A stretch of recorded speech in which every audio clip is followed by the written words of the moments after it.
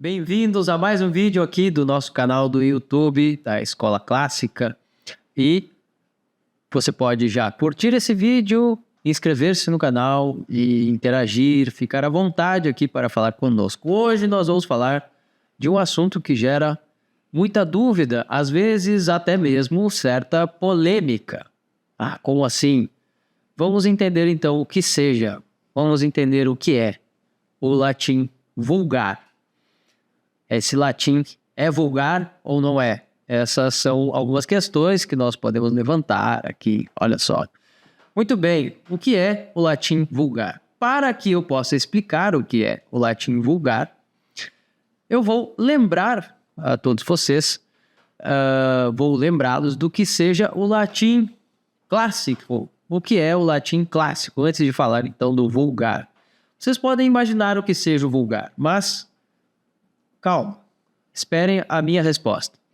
Enfim, o latim clássico é o latim dos escritores da língua latina, o latim de Cícero, o latim dos poetas, o latim de Virgílio, ou o latim de Horácio.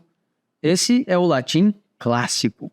Esse latim clássico tinha regras e mecanismos que eram muito parecidos também com a língua formal grega, com o grego clássico, o grego ático. Claro que com certas diferenças muito importantes de uma língua para outra, mas era um latim com alguns mecanismos que tornavam muito atraente, muito elegante, a depender do tipo de escrita.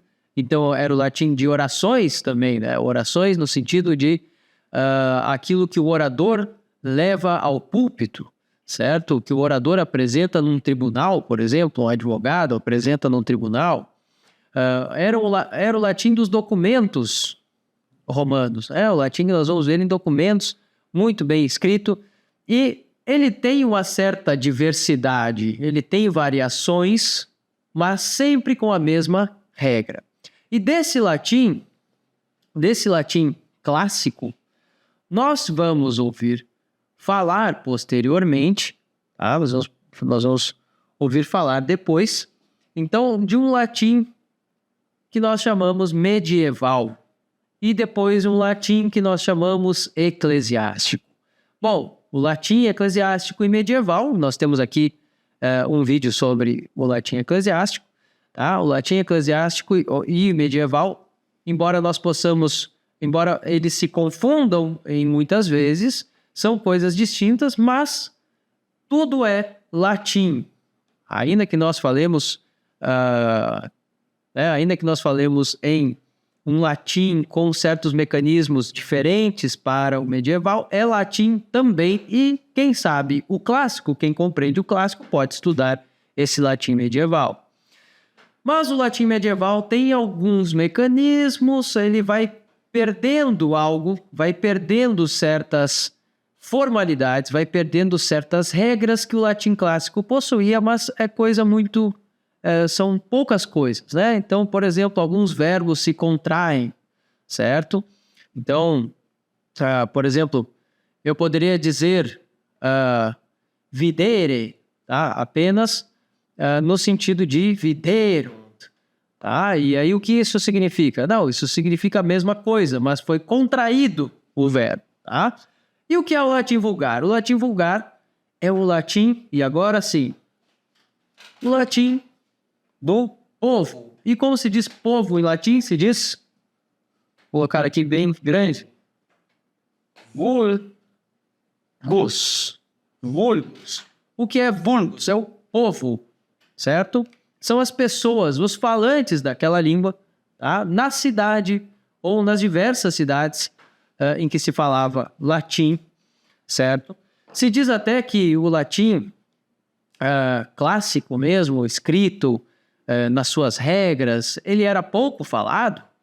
Então, sobra o quê? Sobra o latim vulgar. O que nós sabemos sobre esse latim vulgar? As pessoas naquela época não escreviam no latim vulgar. Não deixaram registro, ou pelo menos registros suficientes para que nós saibamos como eram os textos ou como eram os discursos que poderiam existir do latim vulgar. Tá? Então, se nós queremos imaginar o que acontece nesse sentido, vamos pegar um texto hoje de um artigo científico em português ou pegar um texto de um jornalista. Vamos comparar com a linguagem que o mesmo jornalista utiliza ou que o mesmo estudante utiliza para conversar no dia a dia. Tem uma diferença, não tem? Então, por exemplo, nós nunca vamos ver em artigos científicos, por exemplo, a expressão que nós usamos popularmente, ou o modo de dizer popular da primeira pessoa do plural, nós não vamos ouvir a gente. A gente diz alguma coisa de forma escrita. Pode ser que no futuro, talvez no futuro muito distante, pode ser que isso seja aceito, venha a ser aceito em algum momento, porém, não vemos isso no registro escrito da língua, certo? Isso é só um exemplo que eu estou utilizando aqui. No latim também existia isso, né? Então, em alguns lugares, nós podemos imaginar que em alguns lugares da Itália, ou em vários lugares, na verdade, da Europa, em que nós tínhamos o domínio do Império Romano, nós não tivéssemos ali uma fala muito semelhante à escrita. Talvez com os mesmos radicais da língua, talvez com palavras muito similares, talvez com uma linguagem até muito bem ajustada com relação ao latim escrito, porém, nós não sabemos, não temos registro disso. Nós não temos como há hoje vídeos dessas pessoas, não temos gravações, não temos esse tipo de registro mesmo que poderíamos ter. Na poesia, agora acontece uma coisa interessante entre o latim vulgar e o latim clássico, ou mesmo o latim medieval e eclesiástico.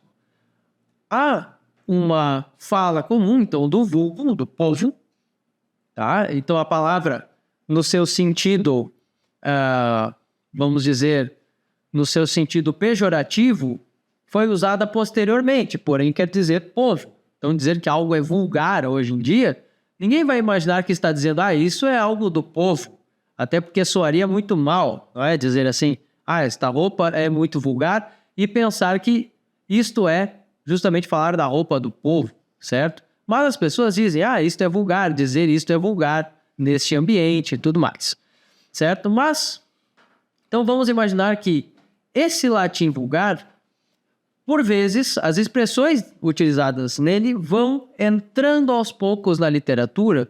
Claro que não totalmente, nós não vamos ter, como falei, esse registro, mas aos poucos a literatura vai ganhando, e nós vamos falar aqui, talvez vocês tenham, em alguns outros conteúdos nossos, ouvido falar dos poetas novos, certo? Os poetas novos vão surgindo no tempo do Império, vão já surgindo, na verdade, se não me engano, no fim da República e no tempo do Império de Otaviano Augusto, vão surgindo esses poetas que escrevem já de um modo diferente e acrescentam algo da linguagem falada do latim, desse latim vulgar, ali em alguns momentos em suas poesias. Eles foram muito criticados por isso, e ali é que nós temos algo desse latim, ali que nós temos algo dessa variação.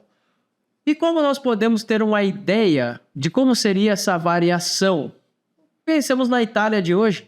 A Itália de hoje tem vários dialetos, certo? Aqui no Brasil, nós não temos bem diversificação de dialetos, tá? Nós temos português, temos sotaques diferentes, e isso não quer dizer que os dialetos sejam diferentes, certo? Temos expressões diferentes do Nordeste para o Rio Grande do Sul, por exemplo, tá? Mas na Itália nós vamos ver dialetos e até com escritas um tanto diferentes umas das outras, com certas variações dialetais bastante consideráveis. Nós podemos imaginar que o espectro desse latim vulgar fosse muito parecido com isto que é visto na Itália hoje em dia. Nós podemos imaginar muitas coisas aí a respeito disso. Mas, entendam, isto é o latim vulgar, o latim que vem do vulgus, do povo.